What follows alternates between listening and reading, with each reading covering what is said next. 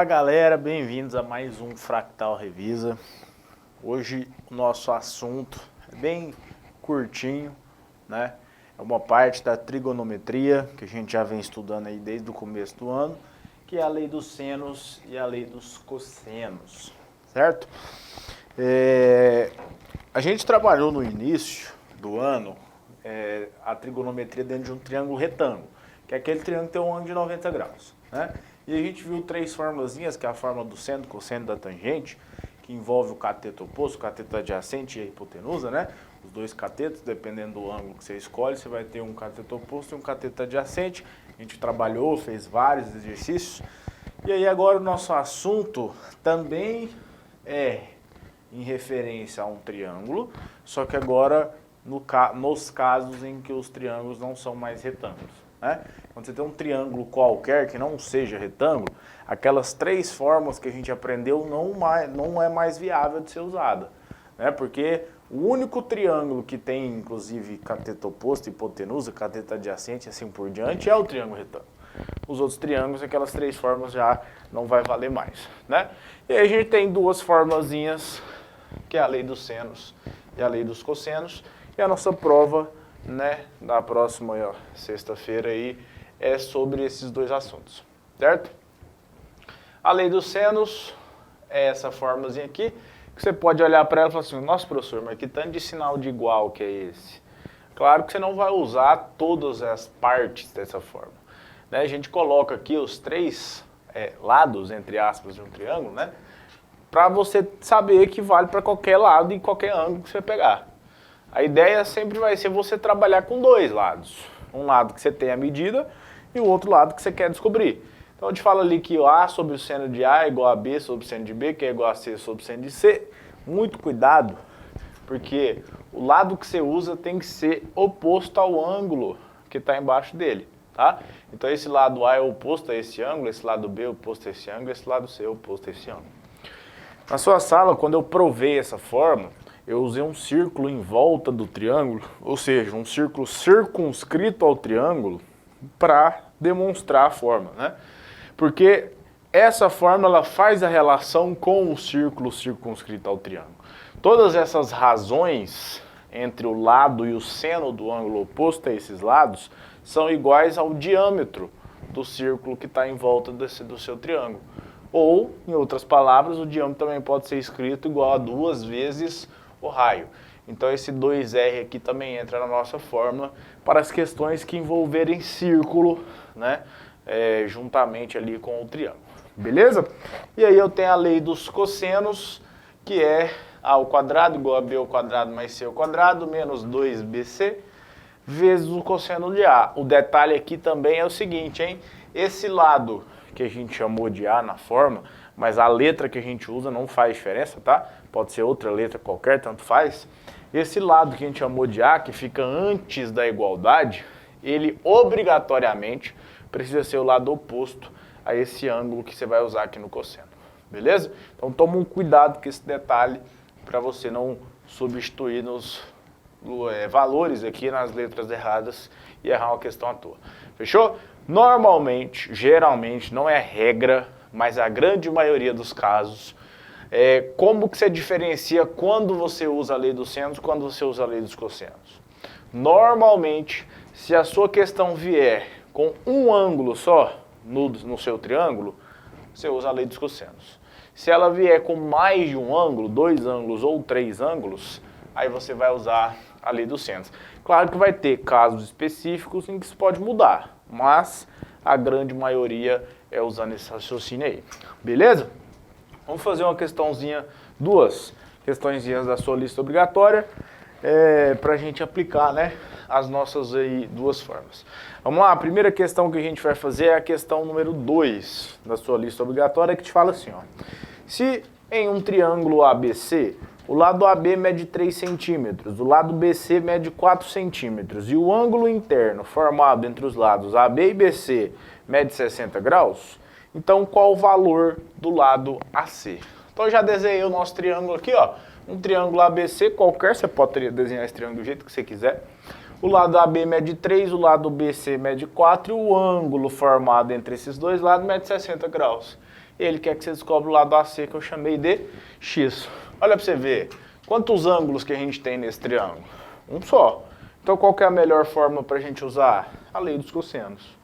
Qual é o ângulo fornecido no triângulo? Não é esse ângulo de 60? Então a sua fórmula ela precisa começar, aquele Azinho que a gente chamou lá, que é o ângulo que fica antes da igualdade, precisa ser o lado oposto a esse ângulo de 60 graus, que eu chamei de quê? De x. Então eu preciso começar a minha fórmula com o x. Então ficaria assim, ó, x ao quadrado igual a... Professor, como que eu vou saber quem é o b e quem é o c no restante da fórmula? Aí não faz diferença, né? Aí fica a seu critério. Então ficaria aqui 3 ao quadrado mais 4 ao quadrado menos 2 vezes 3 vezes 4 vezes o cosseno do ângulo que a gente tem, que é de 60 graus. Belezinha? 3 ao quadrado aqui vai virar o quê? 3 ao quadrado é igual a 9. 4 ao quadrado, 16. Quer um conselho? Tá vendo esse 2 aqui? Não multiplica ele não. Deixa ele quietinho aqui, eu já te explico o motivo. Quanto que é 3 vezes 4? 3 vezes 4 igual a 12. Ou, tabelinha dos ângulos notáveis. Quanto vale cosseno de 60? Cosseno de 60 vale 1 sobre 2. Certinho? Olha o motivo de eu te falar para você não simplificar, não multiplicar esse 2 aqui, ó. Se for normalmente, né, os ângulos que vão aparecer para você é o 30, 45 e 60, ou os simétricos dele. Se eu for olhar para o cosseno de 30, raiz de 3 sobre 2. Se eu for olhar para o cosseno de 45, raiz de 2 sobre 2. E o cosseno de 60, 1 sobre 2. E os simétricos é a mesma coisa, só vai mudar o sinal, né? Todos os ângulos notáveis que a gente tem um 2 no denominador. E aí, como isso aqui é uma multiplicação, você pode vir aqui e fazer o quê? Esse 2, você corta com esse 2. E aí fica mais fácil fazer a conta, você não precisa multiplicar esse 2 à toa, né? Agora ficou assim então, ó, x ao quadrado igual a 9 mais 16, tem um menuzinho aqui, tá vendo? Menos 12. 9 mais 16 aqui vai dar 25, né? 25 menos 12 vai dar 13. Agora, o quadrado desse x, ele vem para cá na forma de raiz quadrada. Então, eu vou ficar com o meu x igual a raiz quadrada de 13. Como meus lados aqui estão em centímetros, então eu continuo aqui com a unidade de centímetro e aí eu acho o valor do x. Essa raiz não é exata, né? O 13, por ser um número primo, não tem como fatorar.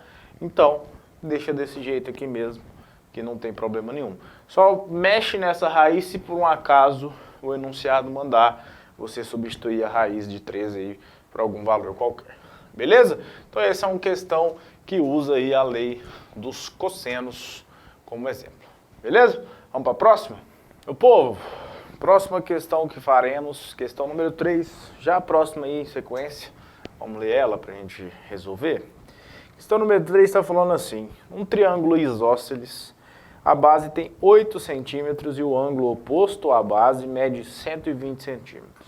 Termine a medida dos outros dois lados do triângulo. Gente, nosso desenho aqui é meramente ilustrativo, tá? E nitidamente esse ângulo aqui não pode ser de 120, mas vamos considerar que ele é de 120, só pro desenho aqui não ficar tão grande de se fazer, tá?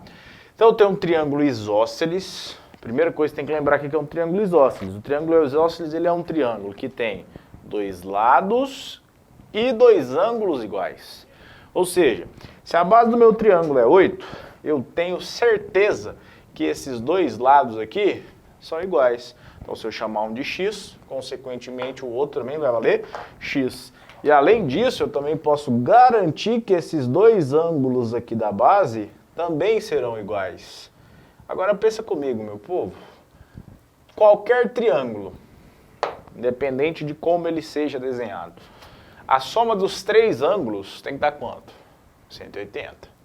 Eu já tenho um ângulo de 120 e eu sei que esses dois ângulos têm que ser iguais.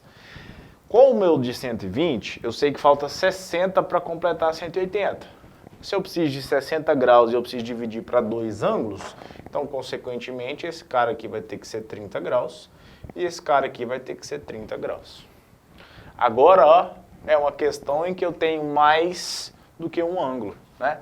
No caso, eu tenho os 3 ângulos. Eu posso usar o quê?